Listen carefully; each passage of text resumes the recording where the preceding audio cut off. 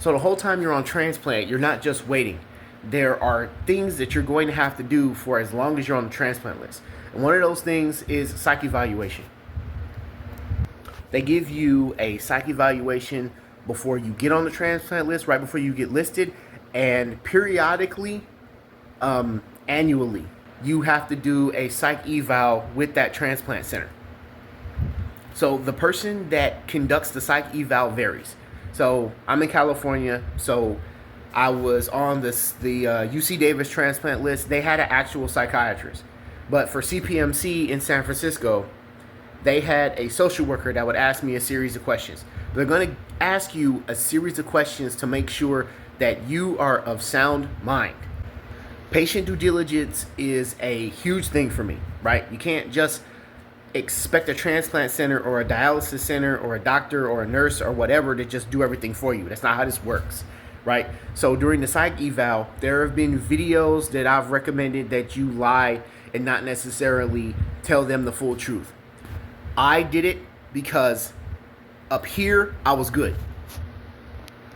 I knew I was good. I didn't have any suicidal thoughts. And the only thing that was making me unhappy was dialysis. So if I got off dialysis, I wouldn't be depressed anymore. And that's exactly what happened. Once I got the transplant, I didn't need to be sad about this anymore. So here's the part where you got to be honest with yourself. If you are somebody that suffers from depression, if you are someone that, has a history of mental illness and you're on a transplant list or you want to get a transplant, you have to get that taken care of and you have to maintain that attention to your mental health. You got to do that. Because if you don't and you decide to hurt yourself after you get the transplant, well, you just now wasted 2 lives. Yours and the person that you got the transplant from.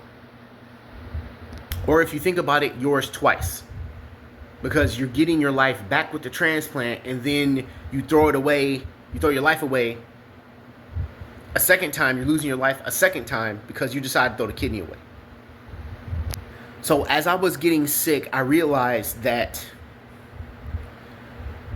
this was too much for me to handle by myself.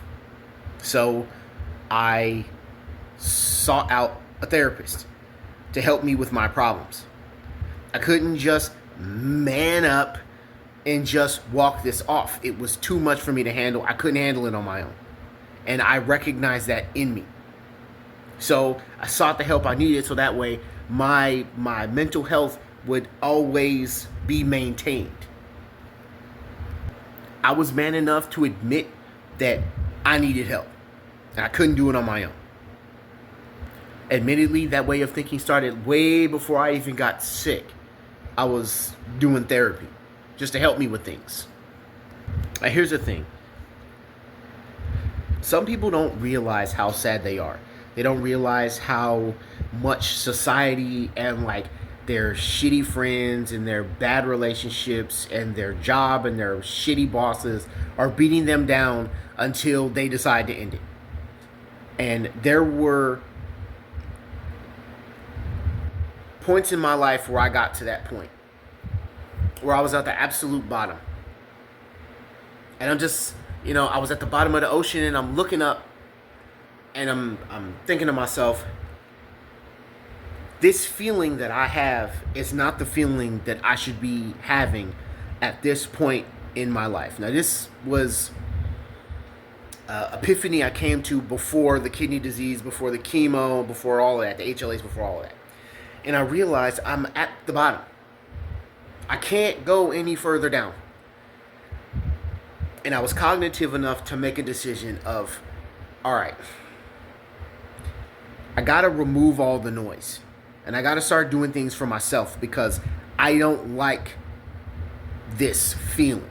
I don't like this person that I am. And I don't like the line of thinking that I'm going down. So something has to change.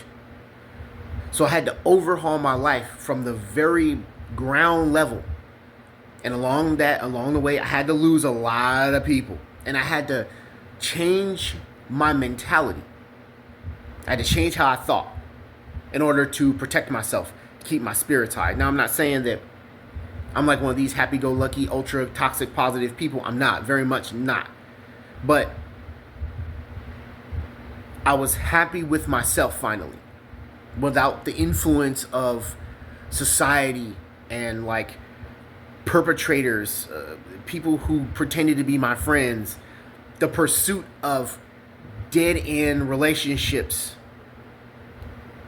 familial ties that weren't healthy. Living in a place of appreciation, I got to a point where I started realizing I am surrounded by so many things in my life that makes me happy. Why am I so sad all the time? Why am I letting these things bring me down to such a level when I don't have to do any of that stuff? I am allowing these things to affect me on this level. And the only person that cares and has paying attention to any of this stuff is me. The individuals and the situations that are hurting me, they don't care at all what happens to me. Whether I'm alive or dead, it does not matter to any of these factors. So after I came to this conclusion, I just kept up the therapy. And that's one thing that a psychiatrist at a transplant center is going to ask you, is if you have any contact with any sort of regular mental health services, a therapist, a counselor, a social worker, anything. Is there anybody that you talk to about your problems? And if your answer is no, then they're probably going to recommend that you do that, because being a dialysis patient, kidney failure is hard. I have said that. I will always say that. Kidney disease is not fun. Now, admittedly, there are things that you should probably withhold from the psychiatrist. So from my experience, and I'm speaking strictly from my experience, the psychiatrist didn't really seem all that interested in talking to me. They just wanted to get me in, get me out as fast as possible. That's the impression that I got. So in realizing this and seeing that, I just did the work. I kept going to my therapist. I kept talking about my problems. I kept working through it. I kept expressing to my therapist the issues that I have, the problems that I have, the sadness that I have, the depression, all that stuff. I left that for my personal mental health services to deal with, and not so much made that the transplant center's issues. And any reason that you can give them to disqualify you, they're going to stand on that. So just be aware that it's not just waiting. It's not just getting listed. There are things that you're going to have to do for the transplant center. And one of those things is a psychiatric evaluation.